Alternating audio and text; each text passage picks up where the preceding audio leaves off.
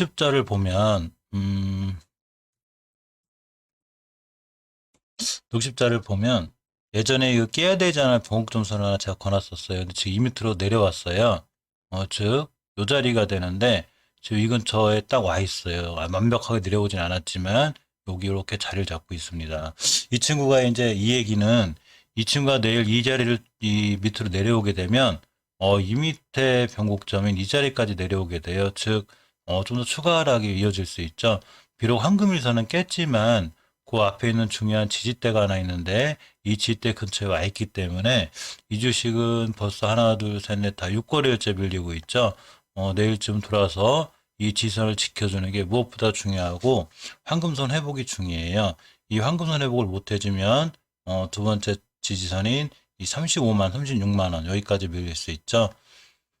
아직 그 월봉을 이탈했을 때가 가장 위험한데 월봉 5개월 선까지 오지 않았기 때문에 큰 추세가 꺾이지는 않았다고 보이지만 일단 5개월 선까지 기다리게 되면 손실폭이 꽤 커요. 다시 마이너스 15%가 되기 때문에 위에서 물리신 분들 같은 경우에는 철저한 대응이 필요하고요. 밑에서 하단에서 사신 분들이야 어제 장기 투자 관점에서 보면 5개월 선을 이탈하지 않는 한 그냥 들어가셔도 맞지만 이렇게 고점에서 사신 분들은 이제 대응이 필요하고 첫 번째 5일선을 깼을 때가 가장 손절하기 좋은 타임이었던 거죠. 이 손절은 할 때가 제일 빠른 거예요. 자꾸 미루다 보면 더더욱 이제 깊은 이제 그 골이 생깁니다.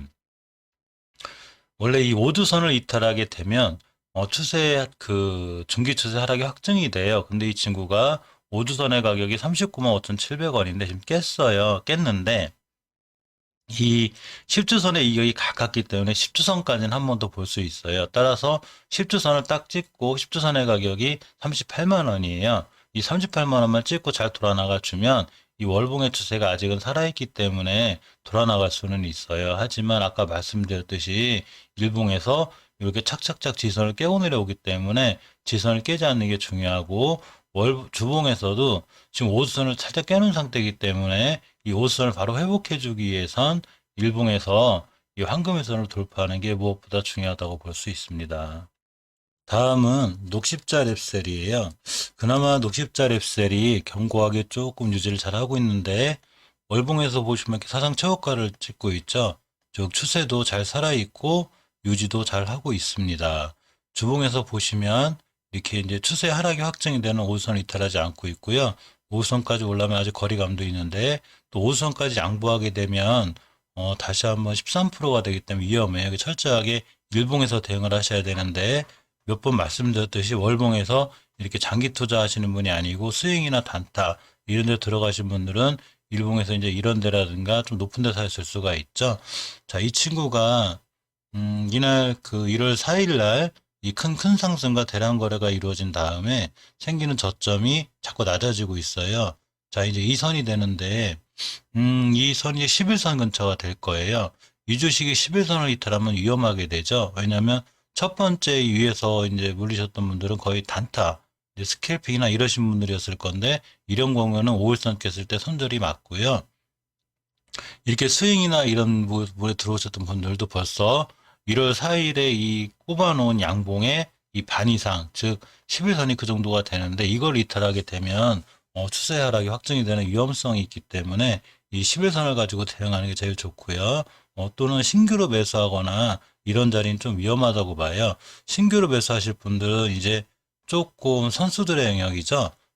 단기나 단타 이런 거를 이제 잠깐 이용해서 10% 15% 이렇게만 영역이고 벌써 스윙이나 중장기 장기 투자 같은 경우 영역은 벗어났다고 볼 수 있습니다. 이 대응은 정확해야 돼서 이런 오늘 생긴 저가 즉 이 자리를 기준으로 들어갔으면 이 자리를 깼을 때 손절하는 게 가장 좋은 전략이고 또 올바른 전략이라고 볼 수 있습니다. 이 녹십자의 추세들은 다 살아는 있어요.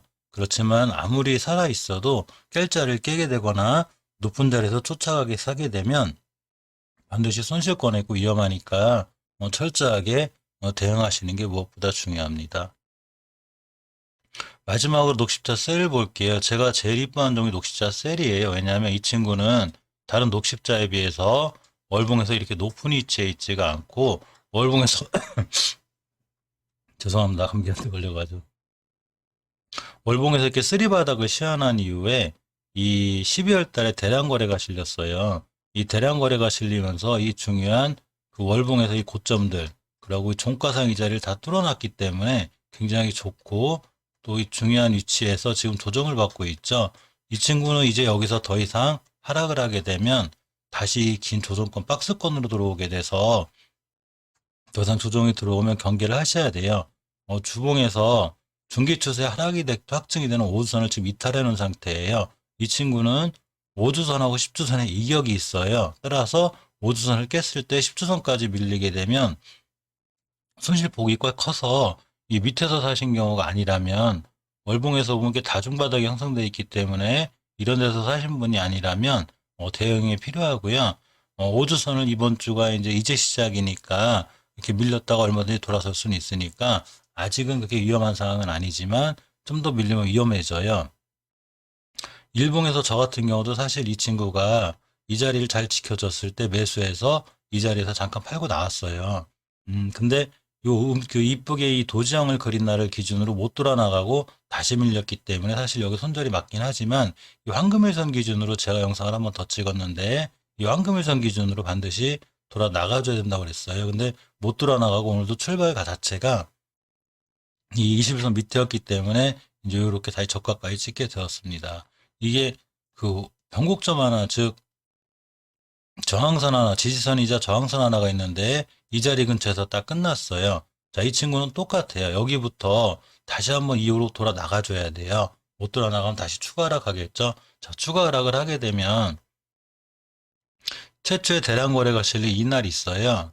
이날 12월 11일이 되는데 이 12월 11일에 저거까지도 깨질 수 있어요. 이걸 딛고 돌아 나갈 때 다시 신규 매수 타이밍이 되고, 보통 일반인들이 얘기하는 1, 2, 3 바닥이 형성이 되겠죠. 사실 보통 1, 2에서도 많이 날아가는데, 이 녹십자나 녹십자 셀이나 녹십자들이 특별히 나쁘다는 게 아니고 지금 우리나라 시장 전체가 제약주에 대한 조정이 들어와 있어요.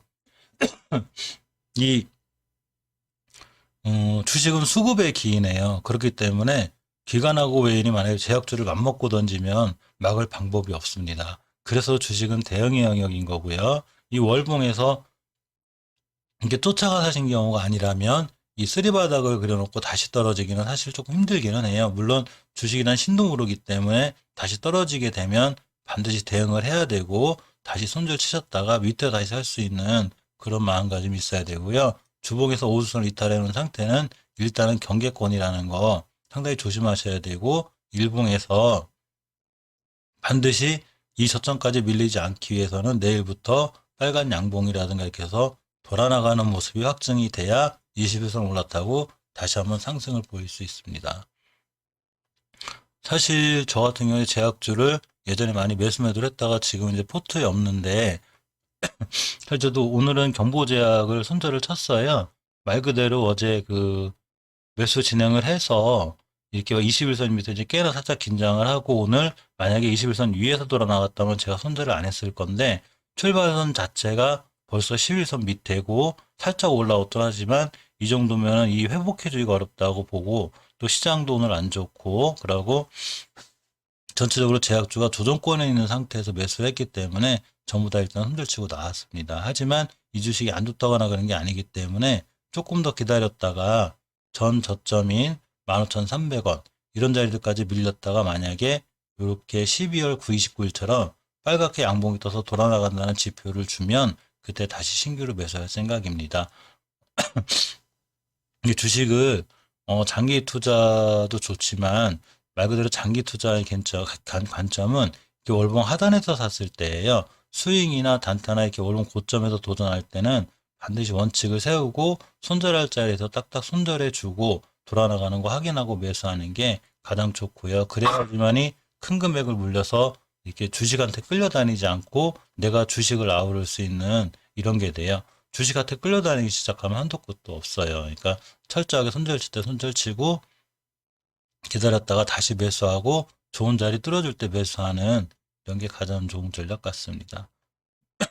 자, 이상 녹십자 형제들에 관해서 간단하게 살펴보았습니다. 영상 시청해 주셔서 감사드립니다.